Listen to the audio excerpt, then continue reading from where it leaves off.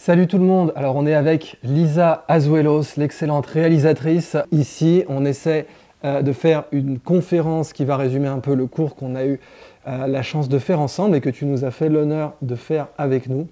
Ce cours sur le pouvoir de la narration. On vit dans une époque où le récit est devenu une arme toute puissante, et même les géopolitologues le disent, le soft power, c'est la capacité à faire adhérer d'autres pays, d'autres peuples à ton récit.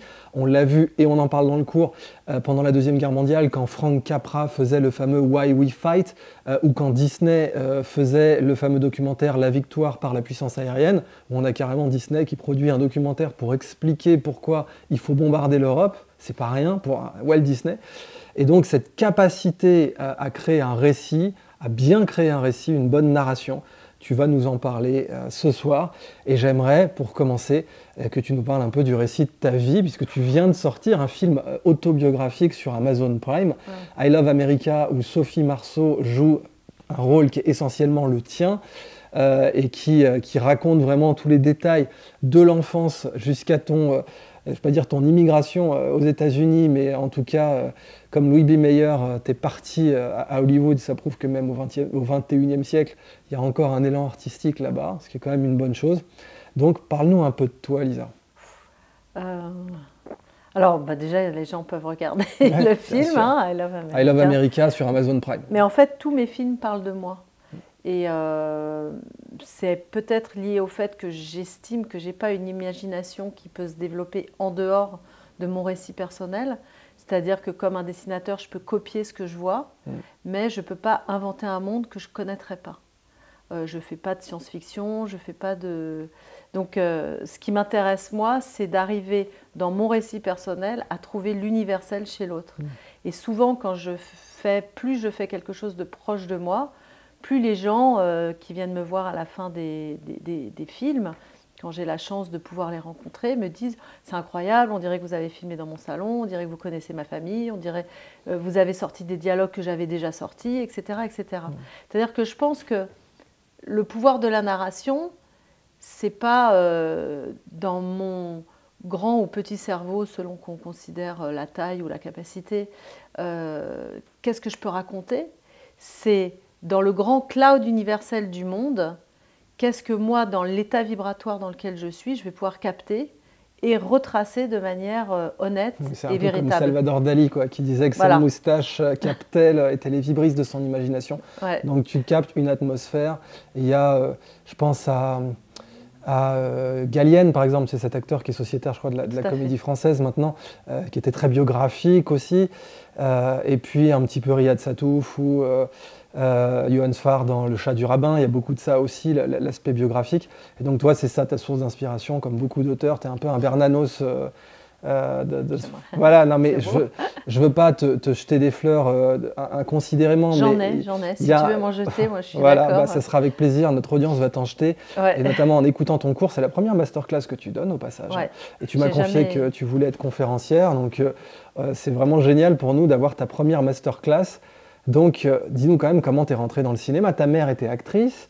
Donc Marie Laforêt, elle a tout fait pour que tu ne sois pas dans ce milieu-là, et toi, évidemment, tu as sauté à pieds joints dans ce milieu-là, alors que ta mère, au passage, elle t'aurait plutôt vu quoi, médecin, avocate Non, mais elle me disait, c'est un métier de con, surtout le fais pas. Bon, acteur, pas réalisateur. Non, mais tout, en fait. Le cinéma, elle avait... C'est bizarre, parce que je sentais qu'elle avait vraiment envie de faire partie du monde du cinéma, et en même temps, elle s'en sentait rejetée. Donc, elle avait cette espèce de rapport love-haine. Je ne parle plus bien le français. J'ai dit love et haine. C'est vrai que tu as déménagé, tu viens t'installer en Californie. Moi, j'ai toujours ce rêve américain, en tout cas ce rêve hollywoodien, même si Hollywood est un peu mort, même si le cinéma est un peu mort en ce moment, mais la narration n'est pas morte, même si elle a du plomb dans l'aile. Au passage, aux États-Unis, la fréquentation des salles est restée correcte. Je sais que tu es assez pessimiste là-dessus et on le voit bien en France, mais aux États-Unis, la fréquentation des salles de cinéma a eu, avec quelques élans, tu sais, Tom Cruise qui a refusé par exemple de faire Maverick en direct sur Netflix. C'était devenu une mode, tu sais, c'était de bon ton de dire que maintenant le grand écran allait disparaître. Tiens, il est loin le temps où Abel Gance te faisait un Napoléon sur triple écran, tu vois. Et maintenant, on voit un retour de fréquentation dans les salles américaines. Donc c'est peut-être qu'Hollywood est plus en métamorphose, en mutation que Alors, il y a un retour dans les salles pour la sensation salle. Ouais. Mais il n'y a pas un retour dans les salles pour qu'on te raconte une histoire. Je pense que la narration, puisque c'est de ça qu'il s'agit ce soir, elle est un peu morte dans les salles de cinéma. Ce qu'on veut, c'est être diverti.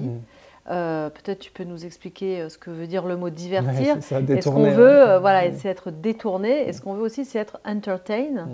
Alors, je ne sais pas exactement ce que veut dire entertain, mais c'est ça, c'est du divertissement. C'est vraiment... mais pour ce qui est de raconter une histoire, je trouve que ça souffre un peu. Et pour moi, en fait, c'est mort le jour où on a remplacé le mot film par le mot content, du contenu. C'est-à-dire quand le film est devenu du contenu, c'est un peu comme quand nos repas sont devenus du fast-food ou du Deliveroo, quoi. C'est-à-dire que oui, on va manger, oui, on va être diverti, oui, on va passer à table, mais qui a préparé, avec quels ingrédients, en ayant quelle intention, comment ça s'est fait? Est-ce que c'est la même chose si tu cuisines quelque chose chez toi et que tu as acheté les ingrédients, tu sais d'où ils viennent? Est-ce que c'est la même chose si en regardant un truc sur Insta, tu vas en même temps taper sur enfin, je ne sais pas si on a le droit de dire... Justement, comme tu parles d'Insta, dans tes films, tu mets beaucoup des échanges de SMS, ouais, etc. Mais parce que ça fait partie aujourd'hui de notre vie. C'est-à-dire qu'on date un film... On se dit, tiens, c'est l'époque où il n'y avait pas de téléphone portable. Tiens, c'est l'époque où il n'y avait pas de texto. Parce qu'il y avait les gens allaient à la cabine téléphonique. C'est l'époque où il y avait le bebop. Et ça, c'était qu'en France, quand on a eu les petits autocollants. Ça, il y a peut-être quelques personnes qui s'en rappellent. Ouais, mais 25 ans, 30 ans déjà. Ouais, c'était notre Minitel par rapport à Internet. On a eu le bebop par rapport au téléphone portable. Pagers, ouais. Voilà. Mais donc, c'est vrai que pour moi... Mon métier, c'est de raconter des histoires. Ce qui m'a motivée à faire du cinéma, c'est que je voulais raconter l'histoire de Scheherazade, qui est pour moi la conteuse en chef, on va dire. Ouais, la Pénélope arabe, un peu. Ouais, c'est vraiment cette femme qui décide d'accepter de se marier avec un tyran qui, parce qu'il a été trompé, parce qu'il est très malheureux, a décidé chaque matin de couper la tête de sa nouvelle épouse et de chaque soir épouser une nouvelle épouse. Et elle va commencer une histoire le matin, et puis elle ne va pas la finir. Et du coup, il va rester en haleine et il va devoir attendre le soir même. Et donc, il y a 1001 nuits pendant lesquelles elle va raconter une histoire. Inventé par Scheherazade. Le cliffhanger inventé par Scheherazade, mais aussi, il faut savoir que pendant ce temps-là, elle faisait aussi l'amour. Ouais. Bon, alors je ne vais pas jusqu'à dire que je fais l'amour avec mes auditeurs, mais je donne l'amour. En tout cas, mon but, moi, de mes films, c'est...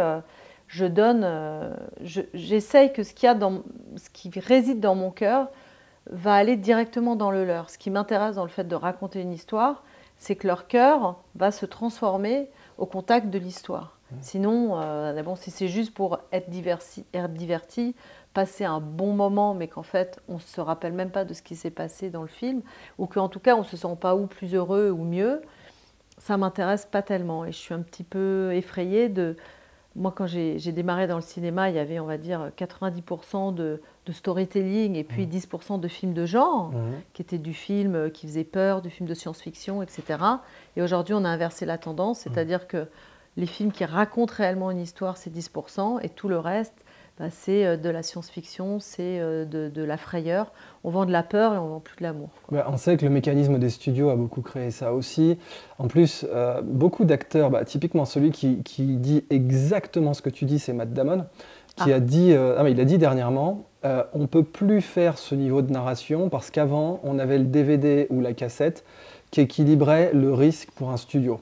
Donc, quand un studio sortait un film, il savait que si ça n'avait pas trop bien marché, il pouvait 6 mois plus tard avoir une nouvelle source de revenus. Il ne faut jamais oublier cette dimension économique. Ce n'est pas être marxiste que de dire qu'il y a une dimension matérielle énorme dans le cinéma.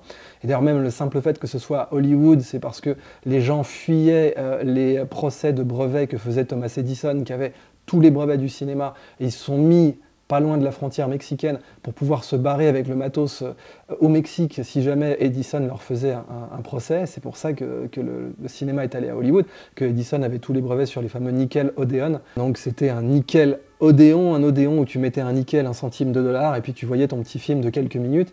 Et tous ces brevets-là appartenaient à Edison, et donc il s'était déjà barré pour ces raisons matérielles. Mais Matt Damon a dit vraiment le fait que les studios n'aient plus cette possibilité d'avoir des revenus DVD ou cassettes par la suite a complètement changé le type de film dans lequel ils investissent.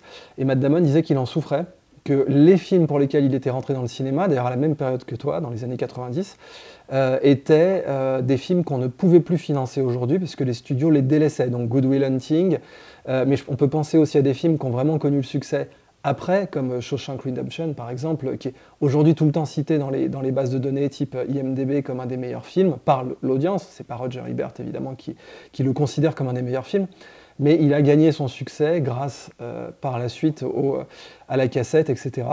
Et ça, on ne peut plus aujourd'hui. Donc comment la narration pourrait revenir déjà? Parce que de toute façon, le cinéma est mort sans narration, on est clair avec ça. Non, parce que le cinéma est en train de devenir... le cinéma, est-ce qu'on parle de... un film qui va te raconter une histoire, et là, tout à coup, c'est l'apparition des plateformes. Ouais. Et sur les plateformes, entre les séries et les films, il y a énormément à voir, il y a énormément à faire, il y a énormément à aller chiner. Ouais. Ce qui est un petit peu plus mort, c'est le fait de payer une certaine somme pour aller s'enfermer dans un cinéma. Ouais. En plus, ça dépend aussi beaucoup du niveau d'attention du spectateur. C'est-à-dire qu'avant... le spectateur avait une attention, quand il allait au cinéma, il était prêt à... Il n'avait même pas de portable d'ailleurs, donc ça ne le faisait pas chier d'éteindre son portable 1h30. Il sentait qu'il rentrait dans un monde et ce monde-là lui faisait du bien. Là, pour dire à quelqu'un, écoute, tu vas rater 1h30 de live, mais sur ton téléphone, et du coup, tu vas te couper du monde, parce que pour eux, aujourd'hui, le monde se passe dans le téléphone aussi, quoi. Et pour qu'on te raconte une histoire, il faut vraiment que l'histoire soit sacrément intéressante, quoi. Donc il y a aussi ce rapport à l'attention qui pour moi a été le plus grand vol de l'humanité ces derniers temps. Hein. On a carrément violé, j'allais dire, tu vois. On a violé et volé notre attention qu'on appelle aujourd'hui la data. Mmh. En fait, on est devenu une data qu'on a volée pour faire de l'argent. Mais en fait, dans ce système-là, on n'a plus la capacité d'avoir une attention suffisamment attentive pour écouter une histoire. Et puis surtout, on a envie que ça aille vite, il faut que ce soit monté comme un trailer, enfin bon, bref. En un sens, on est revenu au Nickelodeon justement, voilà. Parce que la story Instagram, c'est ça, c'était le format 1 minute, tu scrolles, tu passes à une autre minute. Le Nickelodeon, il était fait pour que tu prennes ta story et que tu mettes plein de centimes sans te rendre compte que c'était des centimes et que ça s'accumule en dollars, ce qui valait beaucoup à l'époque. Tu avais des gens qui pouvaient te payer $1 la journée ou moins. Et là, c'est pareil, quoi. Tu scrolles ta story, on sait que TikTok et Facebook... Insta, mais du groupe Facebook, du groupe Meta, fonctionne comme ça, c'est-à-dire en plus ils ont un algorithme pour te mettre des stories qui vont beaucoup te gratifier et aléatoirement des stories un peu chiantes que tu vas passer pour que tu saches jamais quand tu vas prendre ta dose de plaisir, parce que tu prends de la dopamine quand tu mates une story. Et évidemment la question c'est, est-ce que le cinéma va survivre à ça? Est-ce que le cinéma va absorber ça, comme vraiment muter en absorbant les codes de la société? Est-ce que le cinéma va faire partie intégrante, va vraiment, comme une amibe, t'absorber, te digérer cette culture ambiante pour faire peut-être de nouveaux modes de narration, de nouveaux modes de storytelling? En fait, si on parle du cinéma théâtre, c'est-à-dire le lieu où je vais pour regarder un film, ouais, movie theater en anglais. Movie theater, si on parle de ce cinéma-là en tant que lieu, si le cinéma est un lieu, pour moi, c'est un lieu qui va devoir recréer justement, il va y avoir des conférences, peut-être qu'on va pouvoir... Moi, j'ai imaginé que dans peut-être un de mes prochains films, il pourrait y avoir, comme à l'époque du muet, peut-être, pourquoi pas, des DJ ou des gens qui joueraient en live la musique ou des choses comme ça. Il faut offrir aux spectateurs quelque chose qui fait que ce n'est pas seulement l'histoire qu'on va lui raconter qui va le faire venir. Donc la fameuse expérience. La fameuse expérience, parce que les théâtres ne sont pas vides. Et au théâtre, on te raconte une histoire, il faut de l'attention, et ça marche. Donc il y a quelque chose dans le storytelling, dans la narration en film, qu'on retrouve sur les plateformes. Les gens en consomment énormément. Donc c'est pas le fait de raconter une histoire dans un film qui est mort. Pour moi, c'est le fait d'éventuellement aller voir ça dans un cinéma, payer la place de parking, la nounou, le resto, le machin, c'est une sortie. Et pour que ce soit une sortie, il faut que ça vaille le coup. Et ça reste cher, etc. Et puis, encore une fois, il faut éteindre ton téléphone, il n'y a pas de réseau, enfin bon, bref. Donc, mais je pense que l'être humain ne peut pas vivre s'il ne se raconte pas. Je pense franchement qu'il en mourrait. C'est comme ça que les civilisations indiennes, les peuples premiers d'Amérique du Nord meurent. C'est quand on ne peut plus faire passer nos narrations, quand on ne peut plus faire passer nos histoires. En Amérique du Sud, c'est quand notre histoire de peuple premier des Amériques a été remplacée par une liturgie universelle ou par une histoire universelle. On s'est senti dépossédé, et c'est effectivement cette capacité à la narration qui d'ailleurs, on le sait aujourd'hui en anthropologie, peut traverser vraiment des dizaines de milliers d'années, puisqu'on a des traces, notamment chez les Bushmen et chez les aborigènes d'Australie, d'événements géologiques dans les histoires, d'événements géologiques qui datent d'au moins 35 000 ans. Ça prouve la force de la narration. La force de la narration, en fait, la question c'est, voilà, est-ce que les gens vont se contenter d'Insta, TikTok, etc. pour raconter qui ils sont? Moi, je ne crois pas. Je crois qu'on a besoin de gens qui vont pouvoir nous raconter qui on est, ou soi-même se mettre proprement en scène, ou raconter son histoire avec de la poésie, de la beauté, de la musique, une manière de monter l'histoire, quelque chose qui va faire que... imaginons par exemple, on a rencontré quelqu'un, on est tombé très amoureux. Bon, c'est super, mais si on ne peut pas le raconter à quelqu'un, ça va être un peu bizarre, on va se sentir... on a tout de suite envie, allô, tu sais pas ce qui m'est arrivé, j'ai rencontré machin, ah bon, comment? On était en boîte, et tout à coup, la personne au bout du fil va écouter, elle va imaginer cette boîte, la tête du mec, ou la tête de la nana, ou comment ça s'est passé, elle va imaginer un décor, elle va imaginer tout ça. Et tout à coup, voilà, c'est le pouvoir de l'imagination, en fait, la narration. Et on m'a raconté il n'y a pas longtemps que Einstein avait des petites conférences avec des enfants. Je ne sais pas si tu sais ça, à mon avis, tu dois le savoir. Il disait que si tu ne sais pas enseigner à un enfant de 6 ans, voilà, tu ne maîtrises pas un concept. Eh ben, en fait, il y a un enfant qui lui a dit, mais Monsieur Einstein, comment on fait pour être aussi intelligent que vous? Et il a dit, lisez des contes de fées. Et il y a un autre enfant qui lui a dit, mais Monsieur Einstein, comment je fais pour être un aussi bon mathématicien que vous? Il a dit, il faut lire encore plus de contes de fées. Et après ça, et c'est la dame à qui c'est arrivé qui m'a raconté ça, parce que c'est une dame un peu âgée aujourd'hui, mais elle avait 6-7 ans quand elle est allée le voir. Et elle lui a dit, mais si je comprends bien, en fait, ce dont vous parlez, c'est d'imagination. Et il a dit, oui, vous savez, moi je suis un piètre mathématicien, mais ce que j'ai en plus, c'est l'imagination.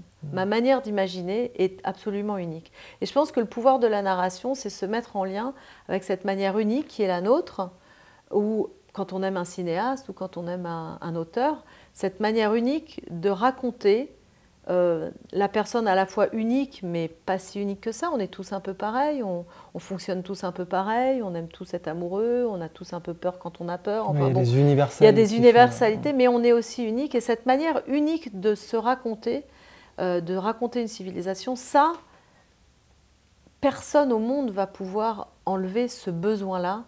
Et j'espère qu'il y aura toujours, et c'est à ça que sert le cours d'ailleurs, une manière de dire, voilà, comment on peut raconter une histoire, comment on va faire. Parce que si je dis, voilà, je suis tombée amoureuse, ah bon, comment ça s'est passé? Ah ben laisse tomber, c'était trop chouette.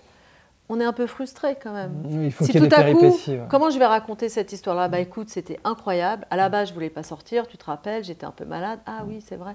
Et finalement, elle m'a convaincue. Donc du coup, j'ai mis des talons parce que... Nanana. Et tout à coup, on fait rentrer le cerveau de l'autre dans un univers qu'il n'avait pas prévu. Et tout à coup, c'est le magicien d'Oz. C'est-à-dire qu'on rentre sur un chemin qu'on n'a pas prévu. C'est un peu comme quand on part en voiture. Aujourd'hui, on met Waze. C'est super, mais c'est chiant. Mais avant, on prenait une voiture, on n'avait pas de Waze, et puis on savait qu'on risquait de se perdre, mais si on se perd, on va s'arrêter dans un village, et puis on va rencontrer des gens, on va peut-être devenir amis, etc. Donc c'est cette espèce, la narration, c'est à la fois cette manière de tracer un chemin, et de laisser au chemin la possibilité de nous tracer nous-mêmes. Et c'est ce double enjeu que je trouve absolument extraordinaire. Il y a ce vers de T.S. Eliot, ne demande pas ce que c'est, vas-y et faisons notre visite. Oh, do not ask what is it, but let us go and make our visit. Et que Elon Musk adore d'ailleurs. Il a appelé une de ses foreuses, il l'a appelée Prufrock en référence à ce poème qui s'appelle La chanson d'amour de J. Alfred Prufrock. Et c'est vrai que c'est cette idée d'être perdu. Avant, tu avais des narrations dans l'Antiquité qui devaient être directes. Il y avait des enjeux, ça reste la matière première de la narration, un enjeu. Et on le voit quand Apple fait une keynote, on va révolutionner le monde, il y a un enjeu. Il faut un enjeu, parce que sinon, si je t'appelle et que je dis, écoute, allô, il m'est rien arrivé aujourd'hui, bah, tu dis bah, salut, bonne soirée. C'est ça. Voilà. Mais tu peux. Mais si tu dis allô, il m'est arrivé un truc incroyable, bah, l'enjeu il est là. Mais on peut créer des enjeux dans des trucs prosaïques, c'est ça que beaucoup de gens confondent souvent. Tu as le succès de Bref avec Kian Kojandi, que tu as fait jouer d'ailleurs, que tu as dirigé. Mon ami intime, beaucoup que j'adore. aimé diriger. Voilà. Et Bref, c'était la capacité à mettre des enjeux dans des petits espaces. Et c'est, alors, les pédants et les universitaires te diraient c'est typique du postmodernisme où tu vas créer des histoires à la Ulysse dans des rames de métro ou dans des. Ok, mais c'est exact. On peut glisser des enjeux dans des petites choses. Bien sûr. Évidemment, quand on exagère, ça devient une story Insta. Mais ça ne veut pas dire qu'il n'y en a pas des bonnes, hein, mais quand on exagère dans ce format-là, dans ce modèle-là, quand on fait une sorte d'hyper bref, ça devient une story Insta. Ce qui n'empêche pas qu'elle fasse des vues. Et d'ailleurs, ce qui fait la viralité, on l'appelle déjà une story, donc tout est dit, c'est une histoire. Ce qui fait la viralité des meilleures stories, c'est leur narration, c'est leur capacité à créer des enjeux, même les plus débiles, genre est-ce qu'un chat va réussir à sauter sur l'étagère ou pas, tu vois. C'est pour ça que ça te dit toujours wait for the end et tout, wait for it, tu vois, wait for it. Tout ce que t'expliquais, le cliffhanger, etc. Ou ce que dans les années 80 on appelait la Spielberg face, où Spielberg te filmait un personnage en contre-champ, tu voyais son visage qui réagissait à un truc énorme, et cette fameuse Spielberg face, il l'avait d'ailleurs inventée, toujours les conditions matérielles, parce que le requin de Jaws ne marchait pas, et qu'il fallait faire... Non mais au départ c'était ça, quoi. Le requin, l'animatronique de Jaws marchait pas, donc il a dû faire 80% du film en contre-champ, en suggestif, en érotique, et les gens diront « Ah, c'est du génie », alors qu'en fait, lui, il avait écrit un script pour montrer le requin tout le temps, vu que c'est quand même l'enjeu du film. Mais quand tu mets un enjeu en mode érotique, comme ça marche. Donc la matière première, c'est l'enjeu. Et puis, tu l'as dit aussi, les péripéties, les contradictions. Il faut qu'il y ait une tension. Comme disait Bouddha, si la corde est trop tendue, elle claque. Si elle n'est pas assez tendue, elle émet aucun son. Donc il faut que ton personnage il soit un peu frustré. Toi, c'est comme ça que tu écris. Moi, en fait, c'est vraiment la rencontre entre un héros ou une héroïne. Et si tu veux, souvent des héroïnes chez toi, d'ailleurs. Chez moi, c'est des héroïnes. Donc, j'ai beaucoup travaillé sur cette notion, justement, du chemin du héros de Joseph Campbell, qui est vraiment la Bible de tout le monde. Qu'est-ce qu'un héros? C'est quoi devenir un héros dans une narration? Et moi, récemment, on entend beaucoup parler aussi du chemin de l'héroïne. Et le chemin de l'héroïne, il est illustré justement par le magicien d'Oz. C'est-à-dire qu'un héros, c'est quelqu'un qui, tout à coup, est en danger. Il va prendre son armure, son épée et son couteau, on va dire. Et puis, il va aller ouvrir des ronces, il va aller délivrer une princesse, mais il est tout seul. Et face à l'adversité, il va y arriver. Ça, c'est le chemin du héros. Et souvent, c'est des films, on va dire... c'est les films policiers, c'est les films de gangsters, c'est les films de voyous, c'est les films où il y a un héros comme ça qui va s'en sortir. Et puis, il y a des films où c'est le chemin de l'héroïne. Et le chemin de l'héroïne, c'est plus la petite Dorothy qui est dans le Wizard of Oz, dans le Magicien d'Oz, et puis qui va rencontrer quelqu'un qui n'a pas de courage, quelqu'un qui n'a pas de cerveau, et puis quelqu'un qui n'a pas de cœur. Et puis, elle va leur dire, écoutez, moi, je suis perdue, venez avec moi. Et en fait, c'est ça que j'aime bien dans les films, et dans les films que je fais, c'est des héroïnes, parce que c'est des héroïnes qui vont avoir besoin des autres pour comprendre qui elles sont, et qui vont faire, en comprenant qui elles sont, qui vont améliorer la vie aussi des autres. C'est comme un espèce de partage, je suppose que ça marche comme ça, les neurones, ou je ne sais pas, où tout à coup, il y a un partage d'informations. Ce n'est pas une information qu'on garde pour soi et qu'on utilise pour aller conquérir le monde. La narration, c'est typiquement social. Hein. C'est vraiment quelque chose qui est fait pour échanger. Donc, c'est tout à fait ça. Et c'est ça que j'aime faire dans les films. Les films que je fais, en fait, je ne les fais pas parce que j'ai besoin de me raconter. C'est vrai que je peux avoir besoin, mais à ce moment-là, je le ferai dans un livre et puis c'est fini. Je le fais parce que quand il y a associé à ça la magie d'un acteur, et aussi si je fais des films, c'est parce que moi, je suis fascinée par la possibilité d'un autre être humain d'incarner une histoire qui n'est pas la sienne, mais qui devient la sienne. En devenant la sienne, il change mon histoire. En changeant mon histoire, il change aussi mon histoire dans ma vraie vie. Et c'est cette espèce d'échange-là qu'on a aussi dans la vraie vie. C'est-à-dire, on va déjeuner avec quelqu'un, puis tout à coup, il va nous raconter quelque chose qui va résonner, puis on va sortir du déjeuner, puis tout à coup, on se dit « Ah, mais c'est marrant, je pense plus pareil ».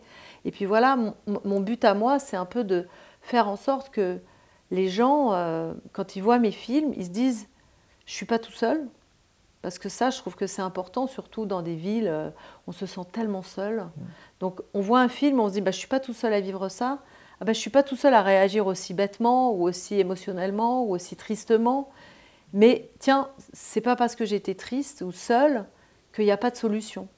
Et c'est pour ça que je vais probablement même créer une boîte de production qui va s'appeler Heal Good, parce qu'on parle souvent des feel good movies. C'est-à-dire que toi, tu as fait du feel good movie, mais philosophique. Ouais, bah, du coup, maintenant, je rentre l'étape d'après, je pense, de maintenant jusqu'à, on verra bien, ça va être du heal good. C'est-à-dire que non seulement on se sent bien avec ces films-là, mais ils vont nous guérir. Ouais, je pense que justement, la dimension un peu thérapeutique, parce qu'on voit à quel point le bien-être, le besoin de comprendre, le besoin d'aller rechercher des exemples scientifiques, de comprendre en fait comment les choses fonctionnent, toutes les conférences, enfin toi tu étais bien placé pour voir. Les gens ils ont quand même, peut-être qu'ils sont un peu lassés des films de storytelling, mais ils ne sont pas lassés d'apprendre. C'est-à-dire que je pense que l'étape d'après, entre maintenant et la fin de ma vie, on va dire, si je continue à faire du cinéma et à storyteller... Si t'es comme Clint Eastwood, t'as encore de la marge. J'ai encore de la marge. Et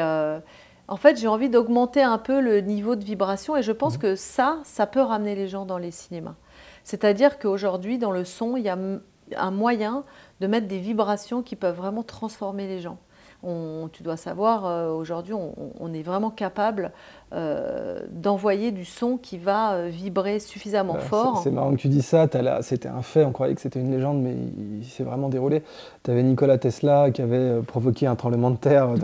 Il essayait, bah oui, parce que quand tu atteins la fréquence propre d'un oscillateur, un pont ou quoi que ce soit, tu peux tout faire vibrer, c'est comme si tu poussais une balançoire, quoi. Et il avait son ami Mark Twain, très grand narrateur de l'identité américaine, enfin Tom Sawyer, Huckleberry Finn, etc. C'est des histoires fondatrices de l'identité américaine. Et Mark Twain, il se trouve qu'il était constipé ce jour-là, enfin pas de ce jour-là, ça faisait longtemps. Tesla l'a mis sur une plateforme vibrante, parce qu'apparemment, en faisant des essais-erreurs, Tesla trouvait la fréquence propre de tes intestins. De toute façon, tout objet vibrant a une fréquence propre. Voilà. Donc tout objet qui peut vibrer a une fréquence propre. Et Mark Twain a couru aux toilettes. C'est d'ailleurs le côté gross de cette anecdote va vous la rendre mémorable. Et effectivement, tu as eu des chansons où tu as eu des choix. Tu sais, la musique de John Williams avec Spielberg, accompagner la narration. Tu as eu ça aussi bien sûr avec George Lucas, enfin, où vraiment la musique et après le choix de la note, la vibration accompagnent complètement la narration. Et puis tu te rappelles de la petite mélodie de Rencontre du troisième type, où c'est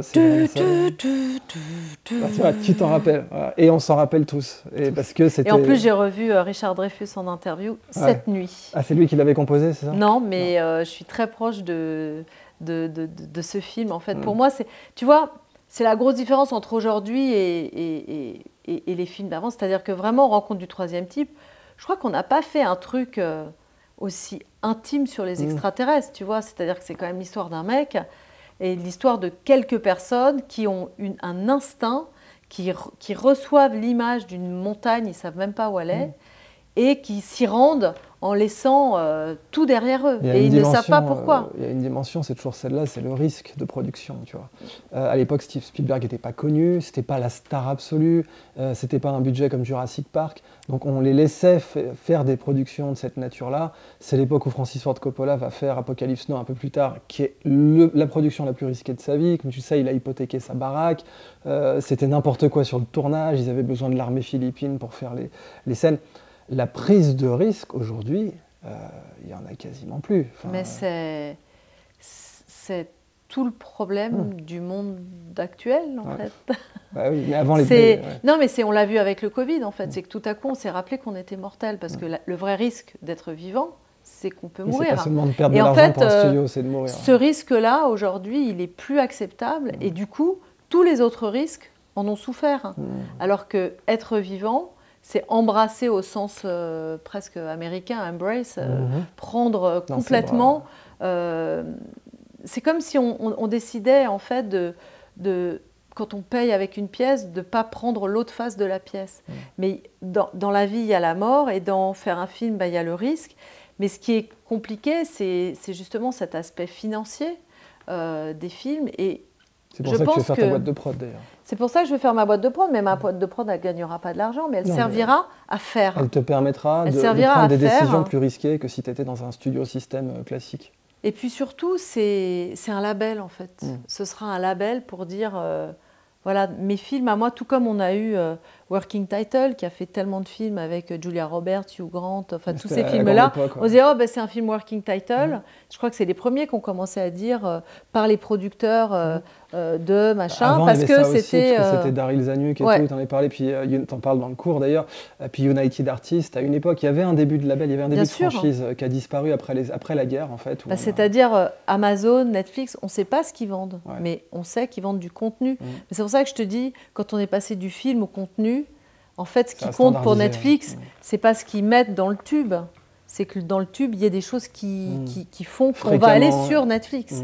Mais en fait, ce pourquoi on y va, c'est pas forcément le but. Alors qu'un Daryl Zanuck ou un producteur, pour lui, il sait que seulement si le film est bon, on viendra le voir, quoi.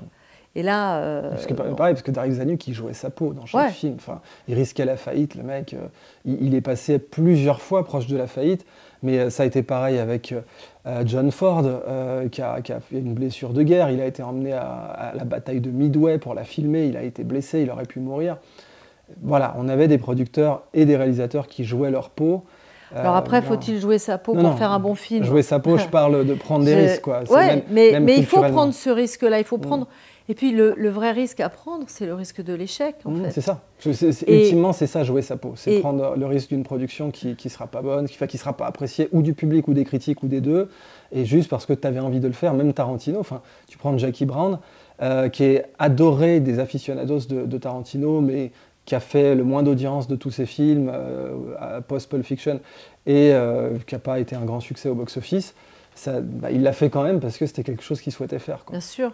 Mais je pense aussi que c'est beaucoup lié au fait que, peut-être tu diras que ce que je dis est bizarre ou faux. Vas-y, essaie toujours. En fait, ce principe d'incertitude, je pense que c'est vraiment l'ennemi du geek. C'est-à-dire que le geek lutte contre l'incertitude, puisque pour lui, enfin quand je dis le geek, c'est le codeur, c'est Tu veux effectivement, un imprévu, c'est souvent une mauvaise nouvelle. Voilà. Et en fait, tout est fait pour limiter les imprévus. Or, pour moi, c'est la phrase la mieux, c'est dans Nemo, quand le papa dit mais je ne comprends pas pourquoi je l'ai perdu, j'ai tout fait pour qu'il ne lui arrive rien.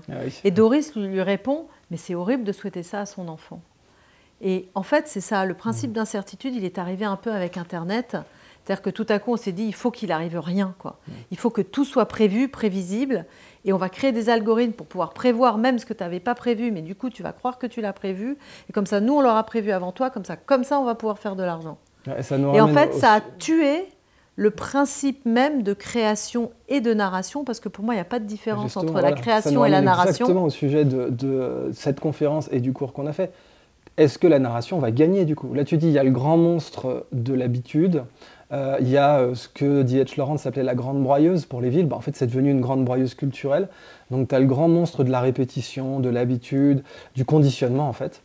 Et là, ce que tu es en train de dire, c'est que on peut sans doute encore, le héros de l'imprévu, le héros qui peut créer de la magie, peut encore arriver et briser tout ça. D'ailleurs, souvent, les meilleurs films sont venus, parce que des situations de calibration totale, il y en a eu dans les années 50, et des gens comme Francis Ford Coppola et Spielberg sont nés en réaction à ça.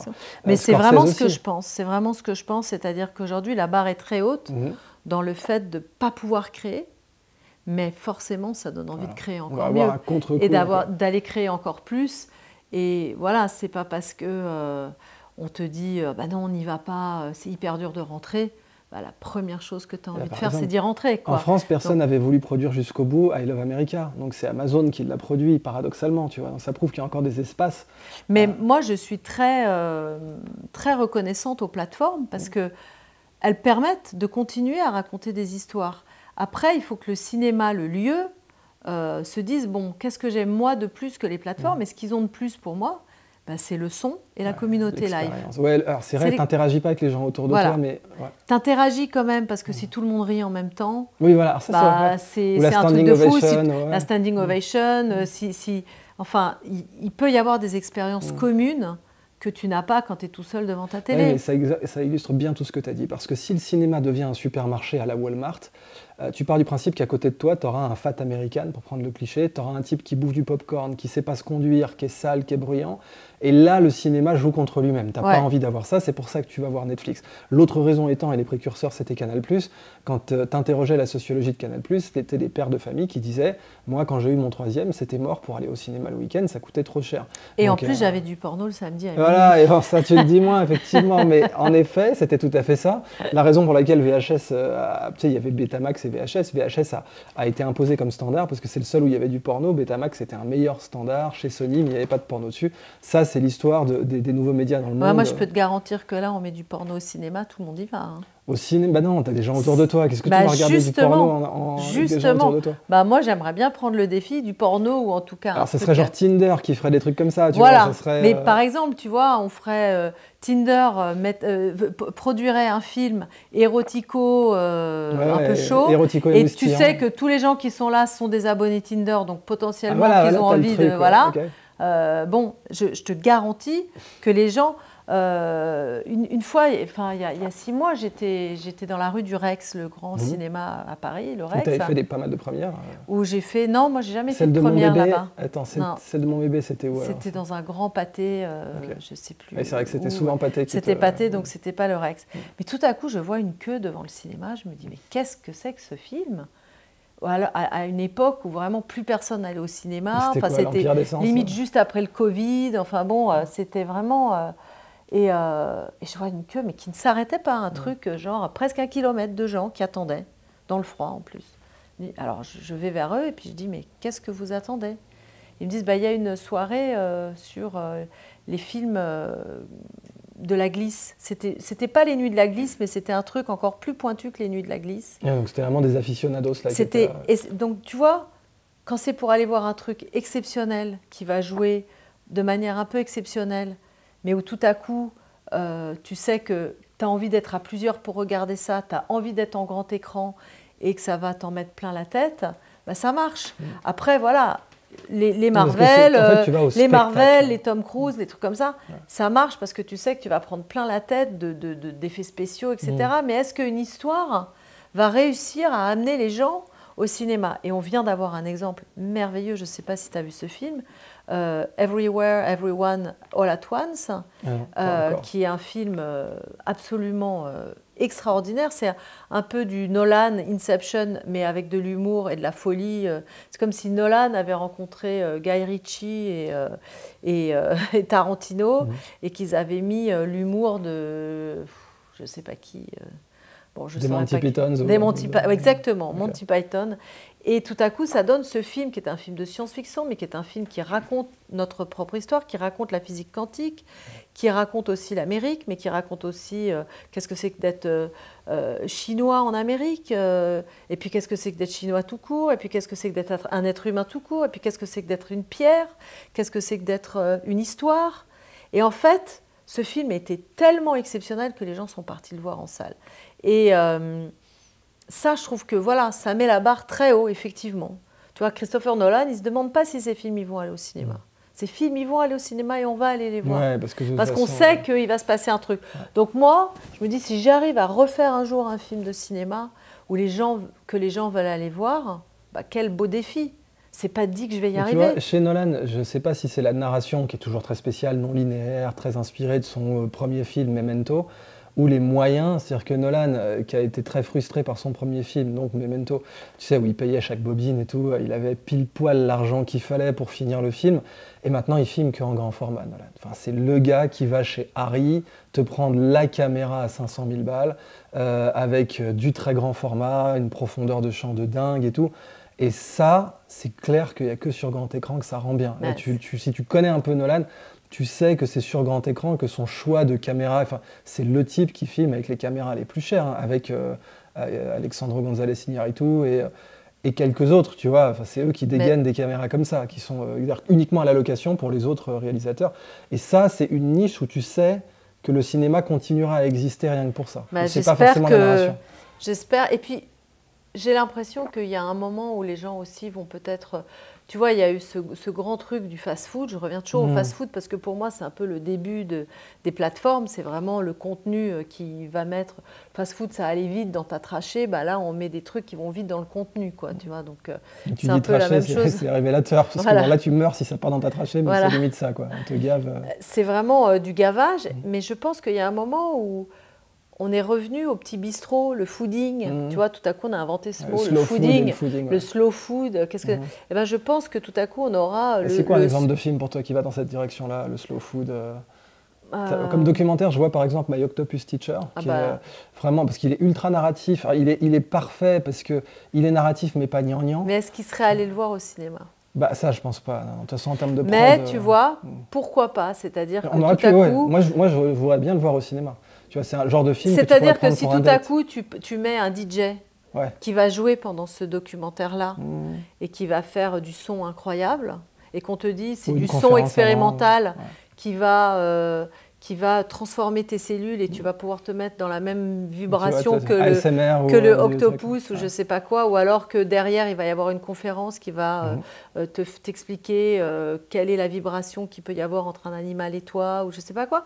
Eh ben, les gens, ils iraient, tu vois. Peut-être que le cinéma en soi suffit plus forcément, mais qu'il suffit de pas grand-chose pour que tout à coup, cette salle, elle fasse la nique à une pauvre plateforme. Oui, parce que cette salle devient un lieu de communion. C'est un lieu de communion et je pense qu'en fait, c'est le grand défi de notre 21e siècle. C'est comment on va passer de la consommation et de l'ultra-consommation, voire de la consommation live, puisque aujourd'hui, en un clic, tu as la chose chez toi très très vite. Donc comment on passe de cette consommation qui devient presque de la consommation, qui te consume en même temps que tu consommes, à la communion. Et c'est tout à coup une communion avec les autres et une communion avec toi-même, et donc avec ton narratif, avec ta propre histoire. Comment ta propre histoire, en te la racontant en live, elle va transformer ta vie en live. C'est un peu les grands maîtres comme Eckhart Tolle, par exemple, qui disent « the power of now le pouvoir du maintenant. Mais en fait, le vrai pouvoir du maintenant, c'est à la fois de pouvoir le vivre sans se le raconter, mais aussi de se le raconter tellement bien que tu peux bien le vivre et que tu peux le créer. C'est en fait le pouvoir de création, c'est aussi le pouvoir de se raconter une histoire qui va faire que ta vie va devenir belle. En parlant de la qualité de la narration, tu viens en fait de poser les bases de la question le futur du cinéma. Là, tout ce que tu as réfléchi, puisque tu as 30 ans de ciné derrière toi, c'est le futur du cinéma. La capacité, alors on sait même, les gens qui l'analysent... Le futur ou le futur, comme dirait Philippe Guillemont. Et moi, je pense qu'il y a un vrai futur, mais c'est vrai que si on ne fait pas attention, et si on pense qu'à l'argent, comme d'habitude, parce que l'argent a cette capacité incroyable de tout standardiser. Quoi. De tout standardiser. Et plus là-dessus, tu rajoutes la geekerie, donc c'est-à-dire et en plus d'enlever l'incertitude. Mais je pense, tu sais, pour les Navarro, la beauté, c'est un peu le 5e élément. Et je pense que le cinéma, c'est la beauté. C'est ce 5e élément dans un monde qui veut tout. Regarde La Grande Bellezza de Sorrentino, typiquement, où c'était une production très composite, avec des producteurs télé et tout, puis la Société de Berlusconi, et pourtant ça a été un film extraordinaire qui se voit bien au cinéma, même s'il est très narratif, tu peux le voir chez toi, mais il se voit bien. Mais il y a un exemple incroyable là, avec le film de Romain Gavras, Athéna. En fait, il a eu 35 millions pour faire ce film. Le film, donc il n'y a que Netflix qui a pu lui donner les 35 millions, donc il a été condamné à ce que son film ne sorte que sur Netflix. Et moi, j'ai eu la chance de le voir au cinéma. C'est clairement un film de cinéma. Les gens se disent que Netflix pourrait racheter des salles. Mais en fait, ce n'est pas le problème de Netflix, rêve de racheter des salles. C'est le problème qu'on est dans un pays, la France, qui a ce qui s'appelle la chronologie des médias, où chacun défend sa petite paroisse.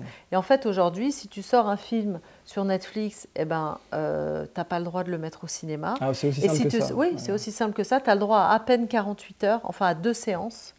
C'est tout, à titre exceptionnel. Alors qu'aux États-Unis, un film qui sort sur Netflix, il peut sortir d'abord au cinéma. Et donc aux États-Unis, effectivement, ils rachètent des salles, alors qu'ici, les salles, elles sont... c'est la chronologie des médias, en fait, qui est en train de tuer les salles de cinéma aujourd'hui, à mon avis, puisqu'il y aurait une très belle collab à faire avec les plateformes. On sait qu'il y a l'autre raison dont on peut parler aussi, soit qu'on décide, parce que finalement, tu vois, on sombre dans l'imprévu, nous aussi. On voulait intituler cette conférence Le pouvoir de la narration, enfin en référence à notre cours, comment faire un bon script, comment écrire un bon scénario. Ça, c'est dans le cours, c'est dans notre cours, mais là, on ne va pas tout dévoiler maintenant. Parler, comme on a décidé de la faire en différé par la force des choses, là aussi parce qu'on a eu des imprévus sur le direct, on pourrait aussi l'appeler soit le futur ou le foutur du cinéma, en référence à Guimand, puis de toute façon, futur et foutu ont la même racine, ça vient de futo, qui veut dire en latin baiser, concrètement. Le futur, c'est-à-dire ta descendance en latin, c'est tes enfants, c'était l'étymologie. Comme foutre, en fait. Ah, absolument. Ah, bah, non, mais foutre et futur ont la même racine étymologique en latin. Okay. Il y a plein de trucs comme ça. Tu as testimonial, ça vient de testicule, c'est parce que tu jurais sur tes couilles. C'est la société patriarcale latine. Un test testicule. Tu jurais sur. Cela dit, sur la vie de ma mère, c'est aussi un peu. C'est ça. Les Romains, c'était ça. Parce que sans ta mère, t'es pas là. Donc je le rappelle aux gens. On est en train oui, mais c'était le fait de briser un tabou. Tu vois, c'est comme dans le québécois. Nous, on comprend pas en France métropolitaine pourquoi tabarnak et hostie et calice, c'est grossier. C'est parce qu'en fait, tu brisais un tabou quand tu prononçais ces mots. T'étais puni salement. Genre, si tu disais un énorme gros mot versus calice, t'avais pas la même peine. Tu faisais de la tôle, tu pouvais être fouetté, donc c'était être badass que de dire tabarnak ou calice ou hostie, c'était réservé aux gens méchants. Donc sur la vie de ma mère, c'est pareil, tu brises un tabou énorme, donc c'est à la hauteur du truc. Mais donc dans le futur du cinéma, il y a un autre aspect, il y a eu beaucoup de crises qui sont nées du fait que les gens se sentaient jugés. Donc tu as eu le wokisme, tu as eu dernièrement... tu en parles au passé, tu as de la chance. Oui, j'en parle pas, voilà, je ne voudrais pas en parler au passé. J'ai dit il y a eu, il y a toujours... Le fait, et d'ailleurs on a eu des excès, typiquement le procès de Johnny Depp qui était en fait innocent. Je rappelle que aussi, on peut le dire, Kevin Spacey a été acquitté, alors qu'on l'a complètement cancel, mais salement. Ils ont voulu cancel Pépé le Putois aussi, parce que autant n'emporte le vent. Absolument, autant n'emporte le vent, parce que tu avais un rôle féminin, alors que l'actrice elle-même disait ça a contribué à l'émancipation, il faut replacer ça dans le contexte, mais n'effacez pas le truc, c'est stupide. N'effaçons pas l'histoire. Oui. En fait, analysons-la, comprenons-la, mais ne l'effaçons pas. Enfin, c'est le comportement le plus ridicule de faire ça. Mais donc, dans les moments de boycott même des salles, et en ce moment, tu le sais, on a même la ministre actuelle de la Culture en France qui a dit faut aller dans les salles, et les gens ont dit bah oui, vous êtes mignons, mais il y a plein d'acteurs qui ont fait des remarques désobligeantes vis-à-vis de nous, alors on n'a pas forcément envie de retourner dans les salles. Et oui, je pense évidemment à toute la question du pass, etc., où tu avais des acteurs qui avaient pris des positions que, en tout cas, l'audience leur a pas pardonné. Et aux États-Unis, tu as des séries Amazon, par exemple, qui ont fait un four. Je pense aux Anneaux de pouvoir, qui sont complètement... Et au contraire, justement, Maverick, avec Tom Cruise, a été ultra salué et a passé le milliard, parce que les gens ont dit c'est enfin un film qui ne nous juge pas. Enfin un film où on ne se sent pas évangélisé. Et c'est là que je voulais en venir, parce que dans la Silicon Valley, un directeur des ventes, on ne l'appelait pas un directeur des ventes, ou un directeur marketing, ou tu sais, un vice-président des ventes, VP of Sales, on l'appelait un chief evangelist.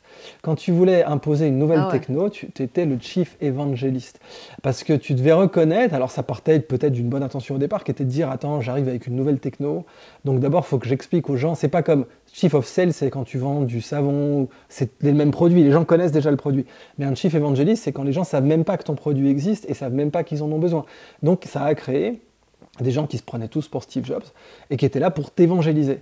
Mais cette culture, 15 ans plus tard, elle a donné le film qui est là pour t'évangéliser, qui est là pour te faire culpabiliser, ou qui est là pour Et il y a des films qui peuvent amener le changement social.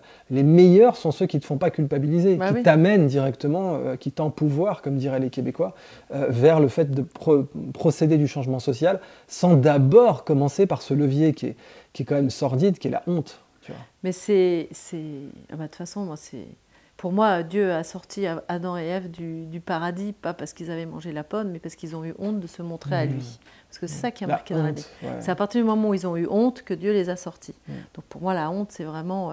Et c'est vrai qu'on parle beaucoup... Il n'y a jamais de honte dans tes films. Enfin, non, jamais, parce qu'en fait, moi, mon ennemi, c'est la guilt. Ouais, c'est-à-dire, je lutte pour... Enfin, je lutte pas parce qu'on renforce tout ce qu'on lutte, mais...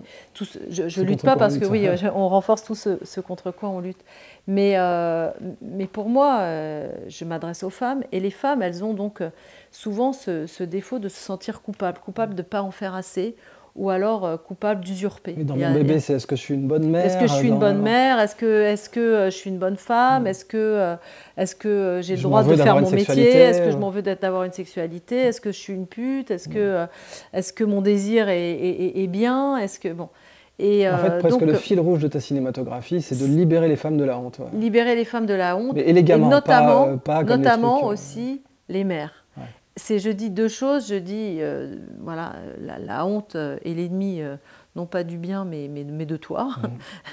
Et puis aussi, l'amour qui va se poser dans la famille est la source de tous les liens qui vont après avoir lieu dans la société. Alors c'est vrai que les films récompensés sont les films qui parlent de tout ce qui se passe après dans la société. Moi je parle de l'utérus du film.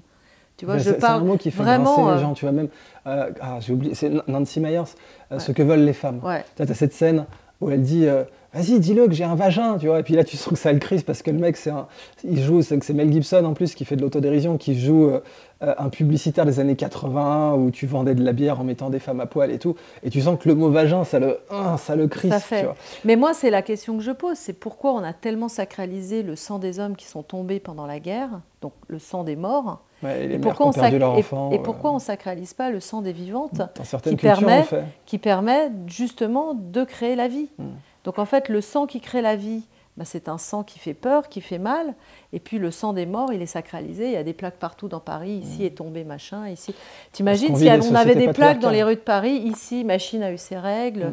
Ici, elle est rentrée dans la pharmacie parce qu'elle n'avait pas de tampon. Bon, mais et grâce à ça, elle a pu donner vie à deux, trois. Même au-delà de ça, tu vois maintenant dans des biographies. Je vais peut-être commencer à faire ça, moi, mettre des plaques dans les rues pour dire voilà, ici, machine a eu ses règles. Tu serais célébré comme Banksy certainement si tu faisais un coup pareil. Mais... J'aimerais bien être célébré chez Christie's comme Banksy. Ça m'intéresserait. Faire un truc qui se détruit. Tu vois, dans les biographies, l'importance de la mère, ça commence à être de plus en plus représenté dans les bonnes biographies. Moi, je rêve, en fait, mon rêve secret aujourd'hui, c'est de faire un NFT qui s'appellerait It's Time to Give Back, parce qu'on est tous là, parce qu'on a été dans le ventre d'une maman.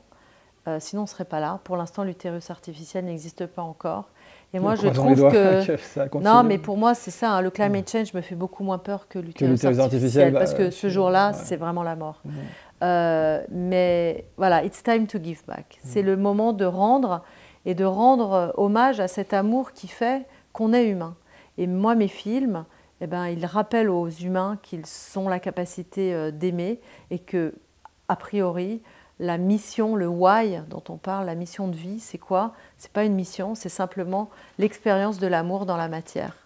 Et voilà, et les films, ben c'est de l'amour projeté sur un... C'est ce que tu fais dans... Alors, on pourrait aussi parler vraiment de ton expérience sur le terrain. Tu as eu des setups et des situations de tournage qui n'étaient pas forcément faciles. Tu as amené Miley Cyrus à Détroit. Pour faire donc la version américaine de LOL. Tu m'as dit qu'elle n'était pas si difficile que ça à diriger d'ailleurs. Oh non, elle est merveilleuse. Ouais. C'était pas une diva et tout. Elle et Demi Moore, franchement, en fait, plus les gens sont des vraies stars, moins ils te font chier. Vraiment? Ah mais c'est incroyable. Sur les films, c'est toujours pareil. C'est toujours les petits rôles, ceux qui jouent pas très bien, qui viennent, qui disent bon mais alors je comprends pas mon personnage. Ça t'est arrivé sans donner de nom? Ah bah ça m'est arrivé. Oui. En général, ces gens-là finissent coupés au montage parce qu'en fait ils sont jamais bons. C'est Enfin, moi, j'adore qu'on me pose des questions, mais bon, à un moment, si tu as été choisi, qu'il y a un script, que tu as dit oui, go for it, quoi, tu vois, il y a un moment... Tu fais, toi, des lectures de script, d'ailleurs? Ouais, toujours. Ouais, toujours, parce qu'ils ont des meilleures idées que moi. Ah, très intéressant, donc, ça. Donc, tu mets ton ego de côté, tu dis, j'accepte... Ah, mais j'ai pas d'ego, moi, quand je fais un film, en fait, c'est pas pour nourrir mon ego, c'est pour nourrir le cœur de tous ceux qui vont y aller. Donc, plus j'ai les bonnes idées, moi, mon rôle, c'est le rôle d'un capitaine.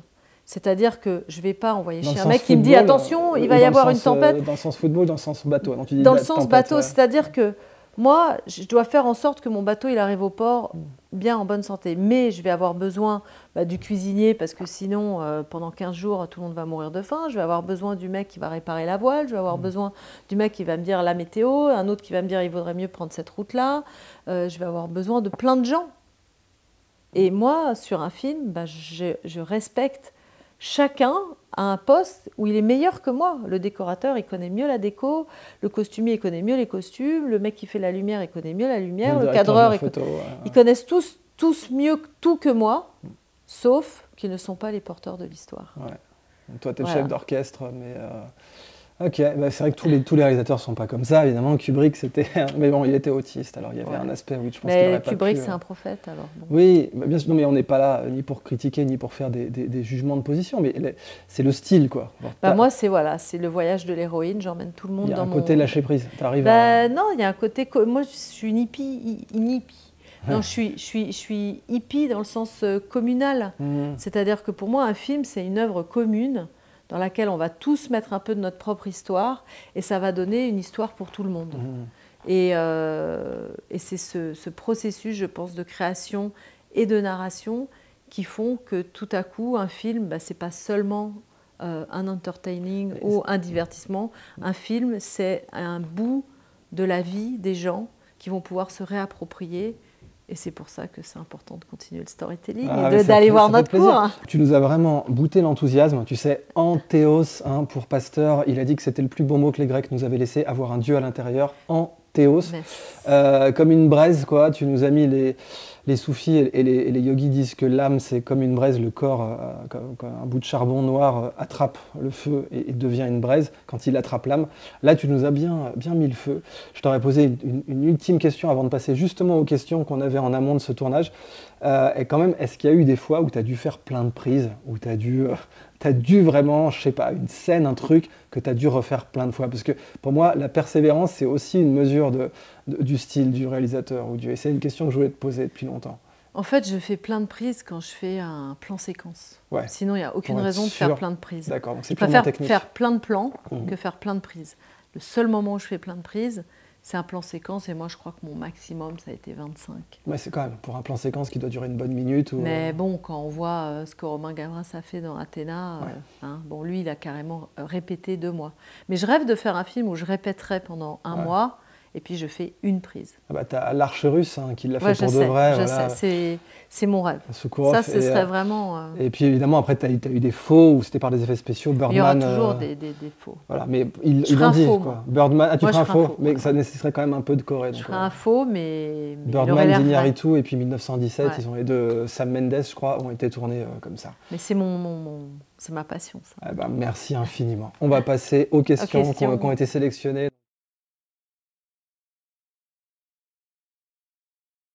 Alors la première question qu'on doit se poser, c'est quelle est mon intention? Pour qui j'écris et pourquoi j'écris?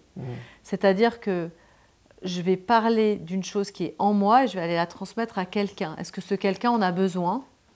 Et est-ce que... Parce que si c'est juste parce que moi j'en ai besoin, pour un film, ça coûte trop d'argent, je trouve. Autant sur un livre, une peinture, etc. Bon. Mais un film, c'est beaucoup d'argent, c'est beaucoup de gens, enfin on n'est pas tout seul. Ce serait trop narcissique. Pour moi, ce serait trop narcissique. Après, je me suis rendu compte en fait qu'il y a plein de réalisateurs qui s'en foutent. Mais, on va pas citer de nom pareil, mais... Non, mais j'en ai. J'ai quelques idées, t'inquiète. Moi aussi.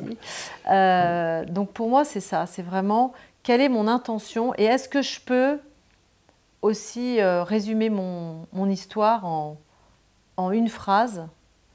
Et est-ce que cette phrase-là est suffisamment intéressante pour qu'on ait envie de dire « et alors ?» et après, voilà. Ça, c'est vraiment important. Tu ne veux pas forcer des gens à s'intéresser à une histoire qui ne les intéressera pas. Et c'est vrai que tu as beaucoup de narcissisme ou de nombrilisme dans le cinéma et dans la littérature d'ailleurs, parce que ça reste la même essence. De ce point de vue-là, comment oses-tu ne pas t'intéresser à mon histoire? Moi, elle est chiante. Voilà, elle est chiante. Voilà. C'est exactement comme Lisa. En plus, c'est assez marrant. Pour moi, c'est pareil. J'ai jamais eu de problème du syndrome de la page blanche.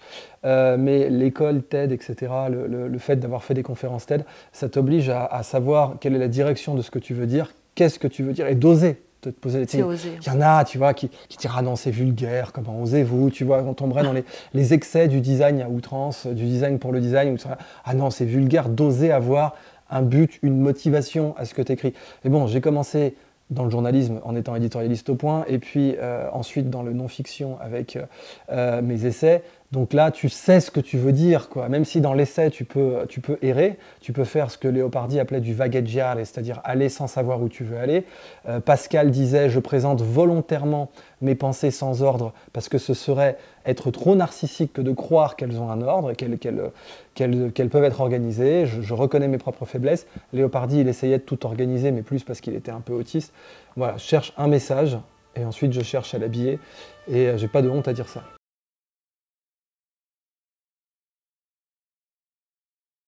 En fait, il y a tellement de gens moi, qui viennent me voir et qui me disent « Qu'est-ce que je peux faire pour faire du cinéma ?» Et c'est vrai que je leur dis tous la même chose aujourd'hui. Je leur dis, moi, à mon époque, il n'y avait qu'une caméra pour pouvoir filmer. Et donc, ça nécessitait énormément de choses. Aujourd'hui, avec un téléphone, on peut raconter une histoire. Donc, pour moi, aujourd'hui, quelqu'un qui veut faire du cinéma, il fait un petit film avec son téléphone. Et puis après, il va prouver qu'il sait raconter une histoire. La grosse différence entre les uns et les autres, c'est qui sait raconter une histoire. Il y en a qui savent le faire visuellement et c'est tellement incroyable que les gens vont dire « Waouh, c'est un génie ». Et il y en a d'autres qui vont savoir le faire narrativement et puis les gens vont dire « Waouh, c'est un génie ». Et aujourd'hui, on peut le faire, vraiment.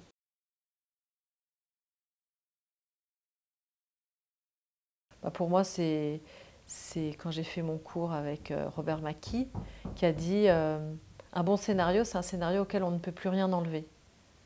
Parce qu'en fait, on a toujours l'impression qu'il faut rajouter pour que les gens comprennent, etc. Non. Qu'est-ce que je peux enlever au maximum? C'est ça, un bon scénario. Exactement pareil pour moi. J'avais eu un coach qui s'appelle Phil Wacknell qui m'a coaché pour ma première montée en scène pour Wikistage. Et il m'avait dit, écoute, il faut que ton audience passe par 3 étapes, et là tu peux être sûr que ça a réussi. Bon sang, ça je ne le savais pas, première étape. Je suis bien content de le savoir, deuxième étape. J'aimerais en savoir plus, troisième étape. Et ça m'a aidé à structurer mon propos, mon travail et ma production, parce que c'est vrai que c'est très simple. À l'américaine, je sais qu'en Europe on a tendance à mépriser ça, parce qu'on considère que c'est un peu trop commercial ou épicier. Mais en réalité, ce sont des conseils de grand-mère simples qui fonctionnent très bien. C'est génial. Tu me les réécriras, parce que je ne les connais pas forcément.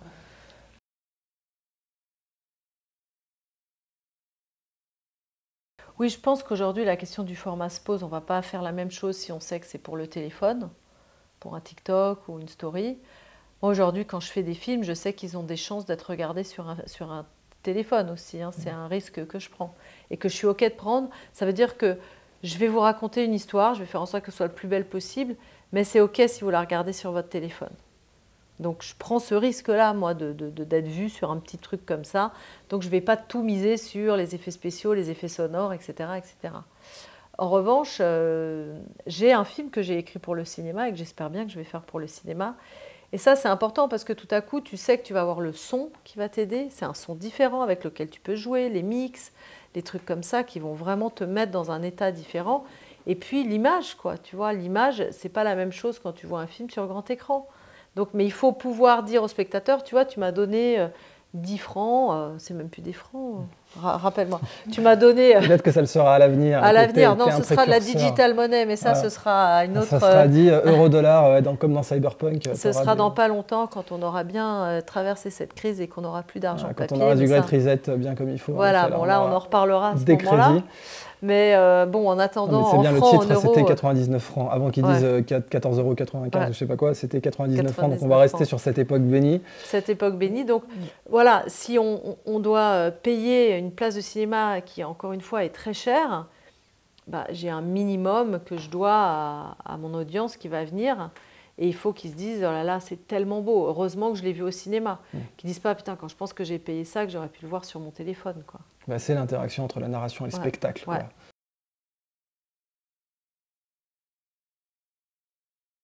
Les histoires, je ne me les refuse pas.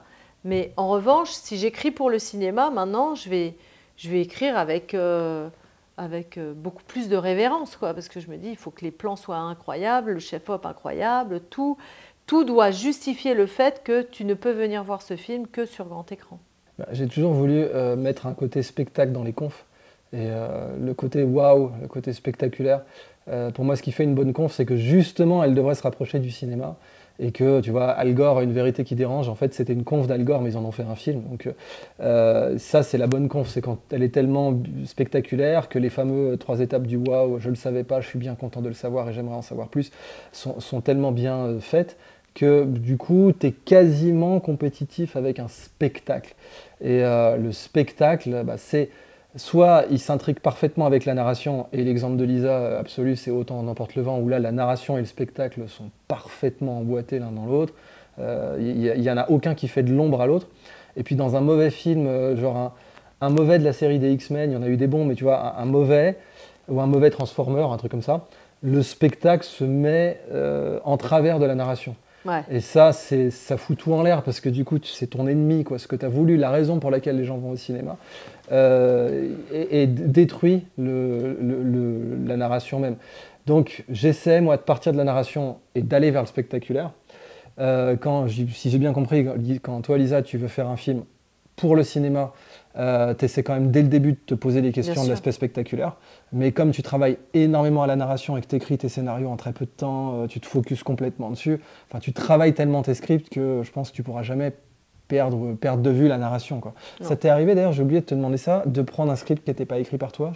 C'est mon premier là qui va sortir le 15 mars. Ah, le premier de ta carrière? Le premier de ma carrière. Ou que tu n'as pas écrit toi-même le script? Que j'ai pas écrit, mais bon, en fait, j'ai réécrit énormément. Voilà, donc tu l'as tellement repris. C'est ce que je me disais, si ça fait une quinzaine de films que tu as tout le temps écrit, tu n'as pas pu. En fait, il y a une réalité sur le tournage que souvent les scénaristes ne prennent pas en compte.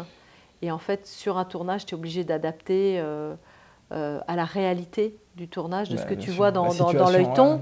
Et là, tu te dis, bah non, ce dialogue-là, il ne marche pas. Donc, il faut réécrire. Ou tiens, cette situation, elle ne marche pas. Souvent, c'est le rôle de l'acteur de faire ça aussi. Ouais, mais c'est un truc ensemble. Mais normalement, c'est au rôle du scénariste. Un bon scénario ne devrait pas être changé au tournage, forcément, tu vois. Mais c'est qu'il y a beaucoup de scénaristes qui n'ont jamais mis les mains sur un plateau et qui n'ont jamais mis les mains sur un montage aussi. Du caractère abstrait de leur scénario. Ouais, du coup, à lire, c'est super. Mais dans la réalité de l'exploitation de cette histoire-là, c'est pas bon.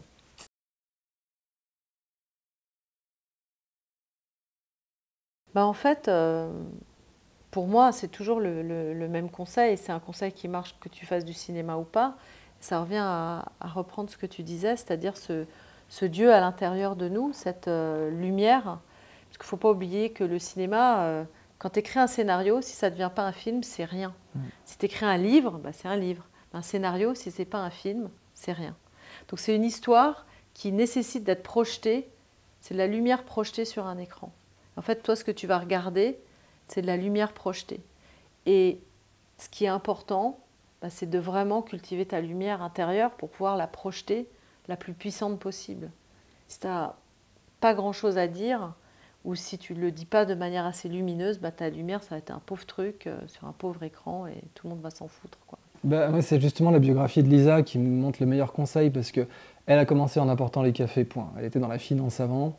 Et dans le cinéma en particulier, on ne se rend pas compte à quel point des stars immenses sont partis du bas, quoi. Que ce soit donc Harrison Ford qui était menuisier et homme à tout faire dans la maison de Francis Ford Coppola. Francis Ford Coppola l'a mis à une lecture de scénario, a dit tiens, tu feras le rôle d'Han Solo. Et le mec est devenu une superstar comme ça. Que ce soit, donc c'est pas n'importe qui, quoi. James Cameron qui était camionneur. Donc avant, pour vous rappeler, avant James Cameron, on a eu James Camionneur quand même. Et ensuite, il a vu Star Wars, il s'est dit, vous n'allez pas l'oublier comme ça, et il s'est dit, je peux le faire, quoi. Et il est parti du bas. Clint Eastwood, un rôle dans une série à la télé, personne ne voulait de lui au cinéma, on disait qu'il louchait. Il part en Italie, boum, la trilogie de l'homme sans nom, ça devient une star absolue. Aujourd'hui, en 2022, il continue à faire des films, le mec, alors qu'il a l'âge de Sean Connery et que Sir Sean est décédé.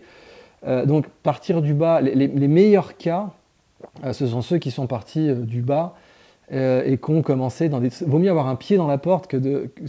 Par exemple, moi, ce que je déteste en France, alors, ça n'engage pas toi, t'es pas du tout obligé de cautionner ce que je vais raconter, mais c'est l'arrogance de la fémis. Genre, vraiment, je peux pas le supporter, ça. Moi, je peux pas le supporter. C'est-à-dire, l'idée d'avoir une grande école du cinéma, déjà, et de dire, je sors d'une grande école, donc forcément mes films sont bons, forcément je vais arriver, tu sais, c'est comme en école d'officier c'est cette idée que tu arrives direct dans la hiérarchie, quand tu as fait une école d'officier, tu arrives direct lieutenant. Donc tous les grades en dessous, major, adjudant, sergent, etc., ils sont en dessous de toi. L'idée que tu puisses arriver direct à un grade dans le cinéma, c'est un des trucs qui, à mon avis, bousille le plus le cinéma.